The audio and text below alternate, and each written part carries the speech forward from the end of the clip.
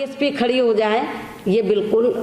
इससे हम सहमत नहीं हैं, क्योंकि कांग्रेस उनकी हमें यहाँ नहीं मिला रही है। इसलिए कांग्रेस के लोग आए दिन कुछ ना कुछ बेहुदी बातें करते रहते हैं बीएसपी के बारे में, कि बीएसपी बीजेपी की एक वो प्रवक्ता के रूप में काम कर रही है। मैं कांग्रेस को ये बताना चाहती हूँ, कांग्रेस पार्टी को, कि बीएसपी न कांग्रेस की प्रवक्ता है रही है कभी, न बीजेपी की प्रवक्ता है, न कभी आगे भविष्य में भी न कांग्रेस बीजेपी अन्य किसी भी पार्टी की प्रवक्ता बीएसपी नहीं रहेगी, स्पोक्समैन नहीं रहेगी, नहीं रही है, न आगे भी कभी रहने वाली। और इनको ये मैं बताना चाहती हूँ, बीएसपी जो है सही मायने में जो प्रवक्ता किसकी है, परम पूज्य बाबा साहब डॉक्टर अंबेडकर की मूवमेंट की है, मान्यवर श्री कांशीराम जी की त्याग और तपस्या की वो प्रवक्ता है, जिनके बताए हुए रास्ते पर ये पार्टी बनी है। तो इसलिए मैं सभी पार्टियों को ये कहना चाहती हूँ कि बीएसपी को ये ना सोचें कि हमारे लोग, मैं सभी पार्टियों को कहना चाहती हूँ कि ये इस किस्म की बयानबाजी करके या गलत आरोप लगाकर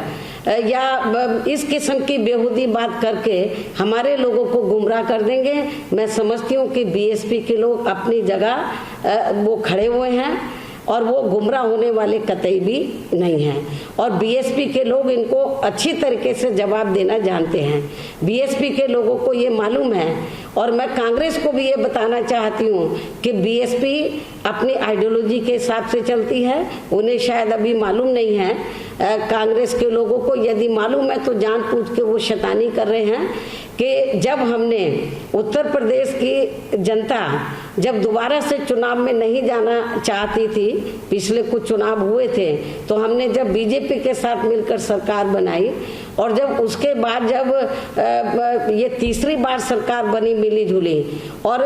उस समय केंद्र में बीजेपी पावर में थी, तो बीजेपी ये चाहती थी कि बीएसपी के साथ मिलकर चुनाव लड़ा जाए, लेकिन हमने मना कर दिया कि सरकार मिलकर बनाना एक अलग चीज है, लेकिन चुनाव लड़ना एक अलग चीज है। आपकी आइडियोलॉजी अलग, हमारी आइडियोलॉजी अलग है। उन्होंने नाराजगी जताई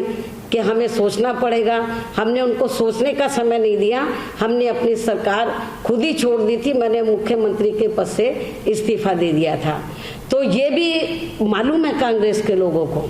अच्छी तरीके से मालूम है, लेकिन फिर भी क्योंकि उनको ये मालूम है कि बीएसपी बनी किसकी वजह से थी, कांग्रेस की वजह से। कांग्रेस ने यदि आजादी के बाद ईमानदारी निष्ठा से काम किया होता, और जो दबे कुचले लोग हैं, वीकर सेक्शन के लोग हैं और बैकवर्ड क्लास के लोग हैं, माइनॉरिटीज के लोग हैं, उनके हितों में कार्य किया होता, तो हमें बीएसपी बनाने की जरूरत नहीं पड़ती। ना तो उनका आरक्षण का कोटा इन्होंने पूरा किया, और ना ही इनकी आर्थिक स्थिति को मजबूत किया। और ये कोरोना महामारी ये जो इस समय फैली हुई है पूरी दुनिया में, अपने देश में भी, और जब ये बीमारी फैली और बड़े पैमाने पर जब पूरे देश में, खास तौर से उत्तर प्रदेश और बिहार, जो और भी राज्यों के लोग थे जिन्होंने वहां से पलायन किया और अपने प्रदेश में वापस आए, जो प्रवासी लोग थे, वो क्यों आए? वो इसलिए क्योंकि वहां की सरकारों ने उनका बराबर प्रबंध नहीं किया रहने का और खाने का। लेकिन सोचने की बात यह है कि उत्तर प्रदेश, बिहार, मध्य प्रदेश और ये हरियाणा और ये और भी राज्यों के लोग ये अपने राज्यों को छोड़कर ये कब गए थे रोटी रोजी के लिए? ये कब गए थे? ये तब गए थे जब केंद्र में और ज्यादातर राज्यों में कांग्रेस पावर में थी। और यदि कांग्रेस पार्टी सत्ता में रहते हुए इनके लिए रोटी रोजी का प्रबंध करती, तो इनको दूसरे राज्यों में, बड़े बड़े नगरों में, महानगरों में रोटी रोजी के लिए नहीं जाना पड़ता।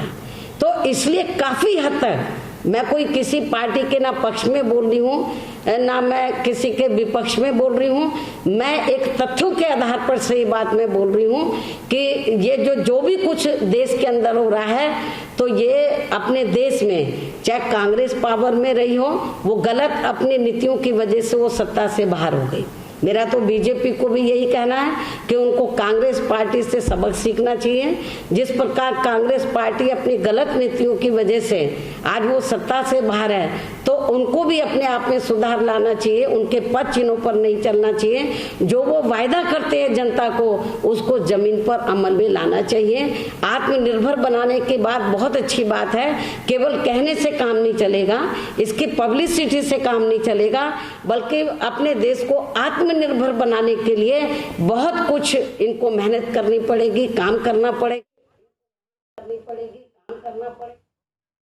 BSP Supremo Mayawati goes all out to slam the Congress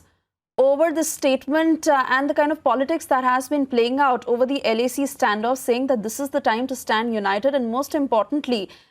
she hits out at the Congress for taking pot shots at the BSP. Vivek, my colleague, now joining us on the phone line. Vivek, very strong statements coming in from Mayawati. जी, अमरावती की तरफ से बहुत ही strong statement दिया गया और साफ तौर पर उन्होंने देश हित में जो देश की सरकार है, देश की केंद्र की जो सरकार है, उसके साथ अपने आप को स्टैंड बताया है। साथ ही साथ उन्होंने विपक्ष के ऊपर भी निशाना साधा है, कांग्रेस के ऊपर साफ तौर पे वार किया है और साफ तौर पे अपना स्टैंड क्लियर किया है कि वो किसी भी विपक्षी पार्टी के साथ नहीं है जो इस कठिन स्थिति में देश के खिलाफ या जो केंद्र सरकार के खिलाफ अपनी आवाज उठा रही है। साफ तौर पर उसने ये साफ किया कि इस स्थिति में केंद्र सरकार जो भी निर्णय ले रही है उसके साथ है